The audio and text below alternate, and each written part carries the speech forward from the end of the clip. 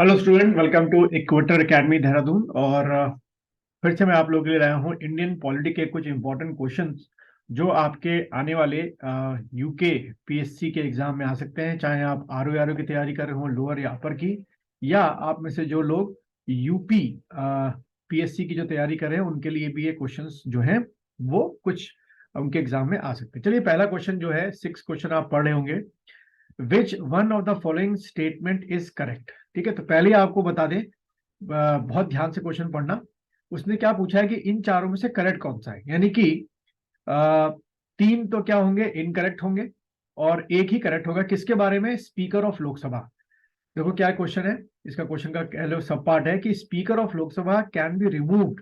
ठीक है, can be removed by a resolution passed by. ठीक है, स्पीकर ऑफ लोकसभा को पता ही होगा कि जो लोकसभा के मेंबर्स होते हैं उन्हीं से जो स्पीकर ऑफ लोकसभा होता है वो क्या होता है बच्चों, इलेक्ट होता है। ठीक है, तो आपको बताना है कि अगर उसको रिमूव करना है तो कैसे कर सकते हैं। और यहाँ एक और चीज आप लोग को एडिशनल इंफॉर्मेशन आप ले लीजिए कि स्पीकर ऑफ लोकसभा को हम लोग क्या बोलते हैं, प्रिसाइडिंग ऑफिसर बोलते हैं। ठीक है, प्रिसाइडिंग ऑफिसर।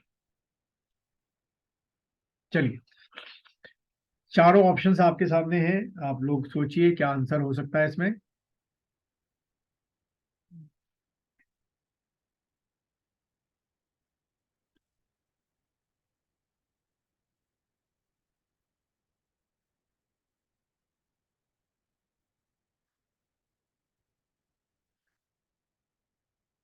चलिए बच्चों, इसका जो आंसर है वो है आपका ए। ठीक है, a majority of all the then members of the Lok Sabha. ठीक है, जितने भी आपके टोटल हैं लोकसभा में के मेंबर्स, वो सारे के सारे जो है वो होने चाहिए। ठीक है, तभी ये क्या हो सकता है, आपका जो स्पीकर है उनको हटाया जा सकता है। दूसरी चीज आपको ध्यान रखनी है कि इसके लिए जो पहला रूल है उसके लिए जरूरी है कि जो बेसिक कोरम है वो होना जरूरी है। ठीक है, अब बेसिक कोरम क्या होता है, मैंने बताया था, अगर आप लोग मेरी क्लासेस को देख रहे होंगे, 1/10 जो होता है वो आपका बेसिक कोरम होता है। ठीक है, यानी कि अगर हम मोटा मोटा आपका 552, अब तो खैर +2 नहीं है, एंग्लो इंडियन हट गया हमारा कॉन्सेप्ट, इसका अगर आप 110 दिखा लो तो हम एक राउंड फिगर लेते हैं, 55 ले लेते, चलो इससे से ज्यादा होगी, 55 मेंबर होने जरूरी है। ठीक है, अगर इससे कम होंगे तो खैर उस दिन तो आपका प्रोसीडिंग होगी नहीं, ना तो लोकसभा के स्पीकर को आप हटा सकते हैं। तो जो इसका आंसर बच्चों वो बना ए।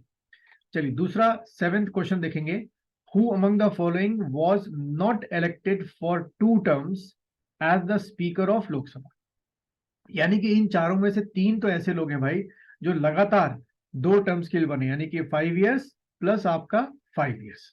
अब आपको बताना है कि इनमें से ऐसा कौन सा है जो ऐसा नहीं कर पाया, सिर्फ एक ही टर्म के लिए बना। ये क्वेश्चन पूछा गया है आपका, बहुत ही अच्छा क्वेश्चन है।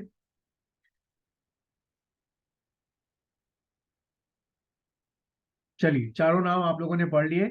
इसका जो बच्चों आंसर है वो है आपका ये बालीराम भगत। ये सिर्फ एक ही टेन्योर के लिए स्पीकर ऑफ लोकसभा जो है वो बने थे। ठीक है, तो ये आपको ध्यान में रखना है। तो यहीं पे कुछ अगर हम बालीराम भगत के बारे में एडिशनल इंफॉर्मेशन देखें, तो जो बालीराम भगत जब स्पीकर बने थे वो ऑर्डर वाइज 6th स्पीकर जो है वो आपके बने थे। ठीक है, एक चीज तो आपको ये ध्यान रखनी है। और फिर अगर ये क्वेश्चन पूछ लिया जाए कि बालीराम भगत का जो टेन्योर था as a speaker of Lok Sabha वो क्या था, तब आप टिक करके आएंगे 1976 से लेकर 1977 तक। ठीक है, इस टेन्योर में जो है बालीराम भगत साहब जो है स्पीकर ऑफ लोकसभा थे। चलिए, अब 8th क्वेश्चन देखेंगे हम लोग। The first speaker against whom a motion of no confidence was moved in Lok Sabha. ठीक है, लोकसभा ऐसा कर सकती है भाई, आपकी जो ये लोकसभा है इसमें बीच में यहाँ स्पीकर बैठते हैं, तो अगर लोकसभा चाहे तो इनको हटा सकती है with the effect of no confidence motion. Question पूछा गया कि इन चारों में से वो कौन थे जिनको ये फेस करना पड़ गया था।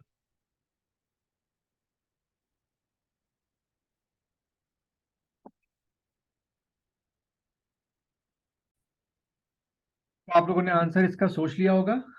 इसका जो बच्चों आंसर है वो है आपका बी, जीवी मालविंकर। जीवी मालविंकर के बारे में अगर हम समझें तो इनका पूरा नाम है गणेश वासुदेव मालविंकर। ठीक है, और जो हमारी पहली आपकी लोकसभा बनी थी, ठीक, 1952 में, उसके लोकसभा के क्या थे, आपके ये स्पीकर थे। ठीक है, पहली फर्स्ट थिंग। सेकंड थिंग, इनके बारे में एक और फैक्ट है जो एग्जाम में आ सकता है, और वो फैक्ट ये है कि जीवी मालविनकर पॉपुलरली नोन एज, इनको क्या कहते थे, दादा साहिब भी कहते थे। ठीक है, जीवी मालविनकर को ही दादा साहिब, ठीक है, दादा साहिब कहते थे। ये क्वेश्चन भी आपसे पूछा जा सकता है। चलिए अगले क्वेश्चन की तरफ बढ़ते हैं। 9th क्वेश्चन देखेंगे आप। 9th क्वेश्चन देखिए क्या लिखा हुआ है। The speaker of Lok Sabha can be removed from his office before the expiry of his term, यानी कि 5 साल से पहले पहले अगर आप चाहें तो स्पीकर को हटा सकते हैं। यहाँ पे 4 तरीके लिखे हुए हैं किस तरीके से, तो चारों को पढ़िएगा आप। बहुत आसान है, इसका पहले भी आंसर निकल चुका है। चलिए आंसर आप निकाल चुके हो क्योंकि पहले इसका क्वेश्चन पूछ चुके हैं। आंसर क्या होगा, B, if the Lok Sabha passes a resolution to this effect. अब आते हैं 10th क्वेश्चन में। अच्छा क्वेश्चन है, who decided whether a bill is a money bill और ऑर्डिनरी बिल।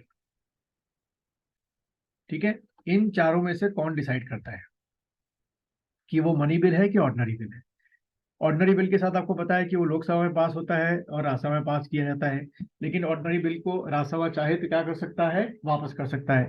लेकिन मनी बिल के साथ क्या होता है कि जब मनी बिल, हमेशा कहाँ पर मनी बिल इंट्रोड्यूस होता है, मनी बिल जो होता है हमेशा लोकसभा में इंट्रोड्यूस होता है, और लोकसभा से पास होने के बाद राज्यसभा के अंदर 14 डेज के अंदर अंदर उसको पास होना चाहिए। अगर ऐसा नहीं होता है तो ऑटोमेटिकली जो है वो राज्यसभा से पास माना जाता है। इसलिए भाई जो सरकार, रूलिंग गवर्नमेंट होती है, वो चाहेगी कि कोई भी बिल क्या बने, मनी बिल की तरह काम करे, कि राज्यसभा में अगर उसकी मेजोरिटी नहीं है तो उसका वहां पे क्या ना हो, अपोज ना हो। चलो इसका जो बच्चों आंसर होगा, स्पीकर होगा। ठीक है, स्पीकर डिसाइड करता है कि पर्टिकुलर बिल मनी बिल है कि ऑर्डिनरी बिल है। और सबसे आखिरी question, the first women to be the speaker of Lok Sabha.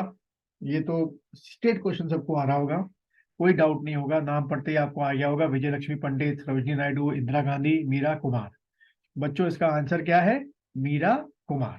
First जो है आपकी female speaker of Lok Sabha Meera Kumar ji हैं। वो किनकी बेटी हैं, आपके बाबू जगजीवन राम जी की बेटी है। ठीक है, तो उम्मीद है कि आप लोगों ने ये क्वेश्चन सारे सही किए होंगे।